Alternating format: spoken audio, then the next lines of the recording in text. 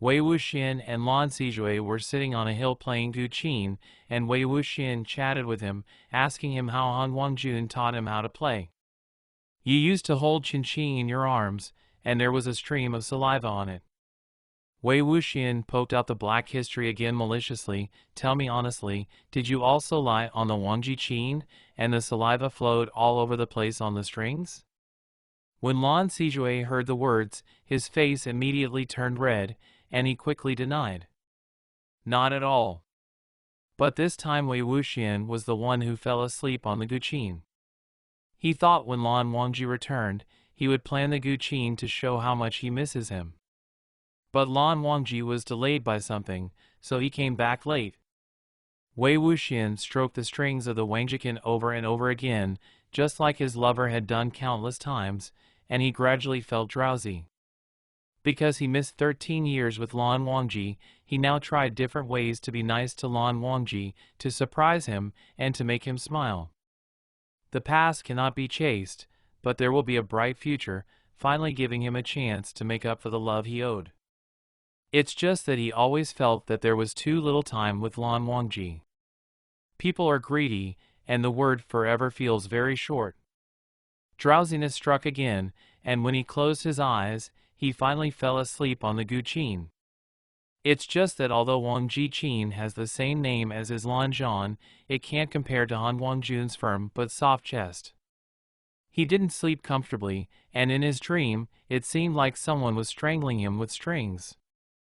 In the dream, hearing a few muffled claps of thunder, Wei Wuxian lowered his head, and a string that was so thin that he could barely see it stopped at his throat. Blood oozed out with just a slight movement. His heartbeat was so fast that his heart was about to explode. All Wei Wuxian wanted was to run into Lan Wangji's arms to make it clear that he is so important to him. But this time he felt very pain, not sure if it was because his heart throbbed, and even the slightest wound seemed to be bleeding. That string made him suffocate, and it was only when Lan Wangji's sword fell to the ground with a bang that he barely regained a glimmer of clarity.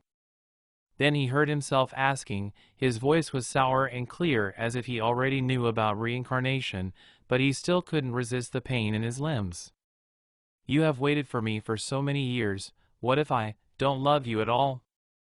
With a snap, the string broke suddenly, replaced by a pair of hands that gently pinched his chin.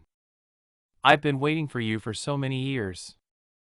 There wasn't much emotion in that voice, but it was unexpectedly firm. Not to make you wake up and fall in love with someone else. Wei Wuxian opened his eyes abruptly. He was already on the bed, Lan Wangji half propped up beside him, his brows slightly frowned, and one hand was gently rubbing Wei Wuxian's neck. Wei Wuxian was stunned for several seconds, and finally understood something from the subtle tingling sensation on his neck. As soon as he touched his face, there were obvious marks as expected. The indentation left by the strings. Wei Wuxian suddenly picked up his shame from nowhere, kicked the quilt over with his foot, and got inside. Don't look! My handsome looks will be ruined today. Lan Wangji looked at the bulging lump beside him, curled the corner of his mouth soundlessly, turned off the light with his hand, and lay down quietly beside him. What did you dream about just now? The room fell into quiet darkness. Wei Wuxian didn't bother to pretend anymore. He threw the quilt away and threw himself into Lan Wangji's arms. It's nothing. I asked you some stupid questions, and made some assumptions that were impossible to establish. Lan Wangji asked, how did I answer? Wei Wuxian thought for a while. It's not quite like what you would say, but it's very similar to what you wanted to say. Lan Wangji didn't say anything else, just took Wei Wuxian's hand on his chest, rubbed his thumb lightly over his fingertips, and then kissed it gently. Wei Wuxian was stunned a bit, and quickly understood. Lan Wangji probably discovered that he was secretly practicing Guqin. He practiced a lot in the past few days, and there were unformed calluses on his fingertips, which were slightly red and swollen. Being kissed by Lan Wangji really made his fingertips feel inexplicably hot. He thought, although Lan Zhan hadn't heard of his music, his feelings had been well received by Lan Wangji. Wei Wuxian's heart was suddenly filled with blooming flowers. He held Lan Wangji's hand and put the heel of his hand against the heel of his palm, and he compared their hand size. Their fingers were both slender. Lan Wangji's was slightly bigger than his, and the fingers were also slightly longer. When Lan Wangji's hands gently caress his body, he can feel the warm and heavy love. Those hands used to lightly cover his forehead in the Xuanwu cave catch him with all their strength when he was falling into the lowest ebb. Those hands held the Baichen sword, stroked the Wangji Qin, and held him every time he needed him, silently but firmly guarding him. He moved closer to Lan Wangji, and Lan Wangji felt it and took him into his arms. Hearing the steady and powerful heartbeat in his ear, Wei Wuxian slightly squeezed Lan Wangji's hands, kissed him again, and hugged him contentedly. "I'll play it for you tomorrow." "Okay." Wei Wuxian laughed, his eyes looked bright even in the dark night. "The dream just now wasn't very good, I'm going to have another one." "What kind do you want?" "I want to dream of me lying outside the window and listening to you practicing the Gu Qin when you were a child."